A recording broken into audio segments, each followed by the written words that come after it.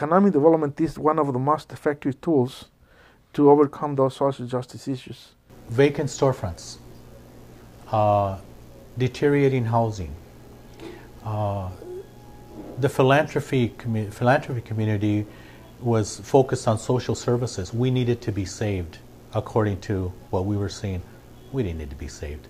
We didn't have any economic power, and we were not well organized. The struggles that we faced here in community development was organizing, because somebody else is doing that.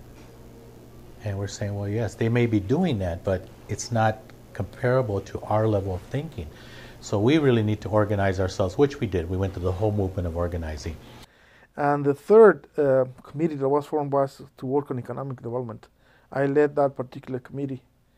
And that particular committee ended up with what we know now as Cooperativa Mercado Central, which is a co-op of 47 different businesses.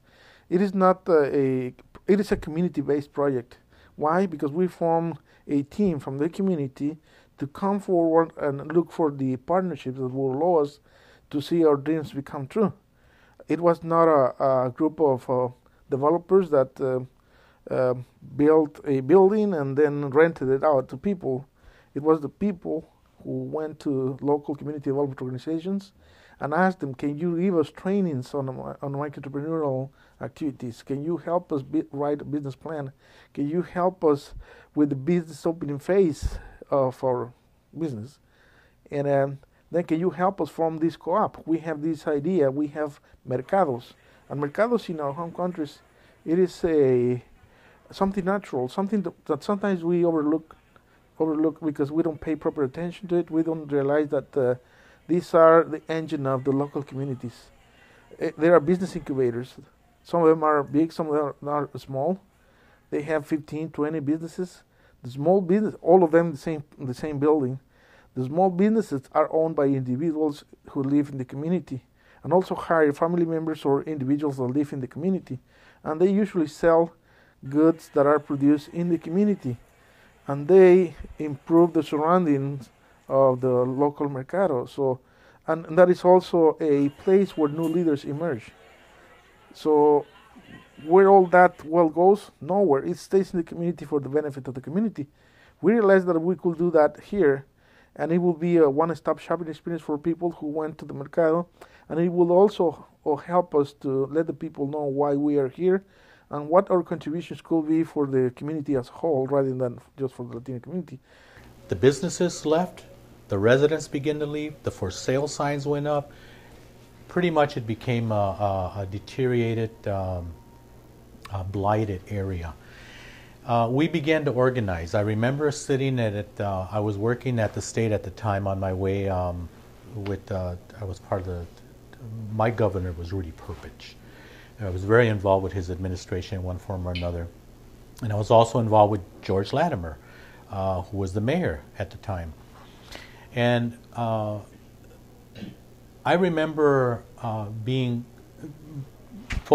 individuals like myself, and I was one of them, being categorized as being radicals and troublemakers. And we had that label not only internally, but also externally.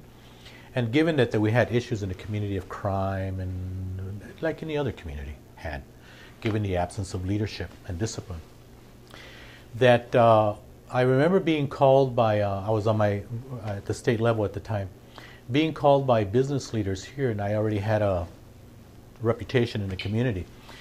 And I asked them a question. I said, why are you asking me? You don't even like me, people like me. You think that we're troublemakers, and you've already given us a bad, using terminology at the time, a bad rap.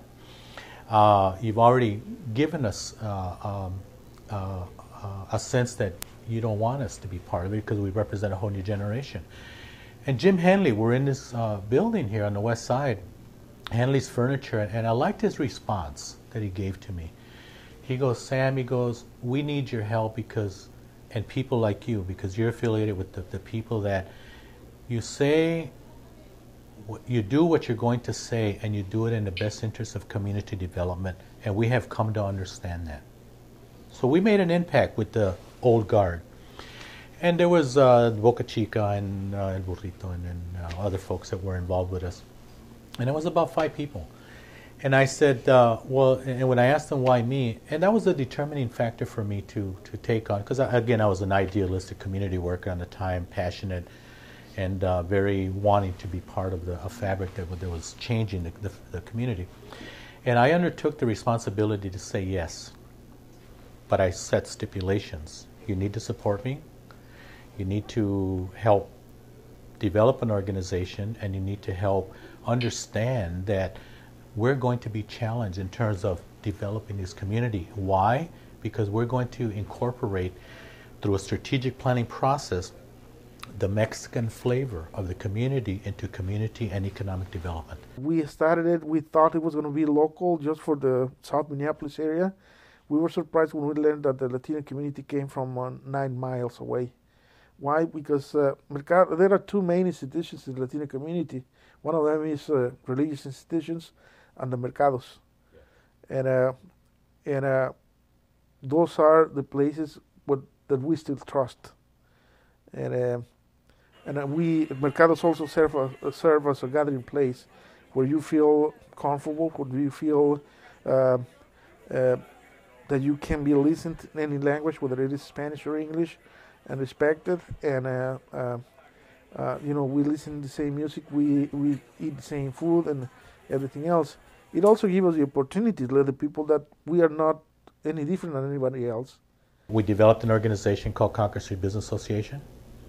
We developed a plan in relationship with our district council, WESCO, Westside Citizens Organization, which was in its infancy stages at the time, one of the district councils in St. Paul. And we put into action steps, strategic steps, to market this area, which what you see now is back based on the vision of us that were the visionaries, and to sum it in the words of then Jim Scheibel, Mayor Scheibel, followed the steps of George Latimer. With the wonderful mixed ethnicity of the West Side, it had a very special quality. We also have the opportunity to invest on the places and places we left behind by exercising the economic power that we have achieved here.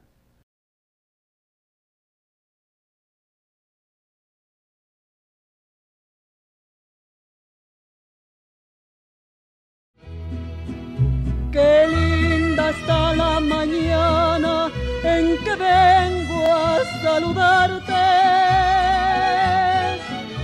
Venimos todos con gusto y placer a felicitarte.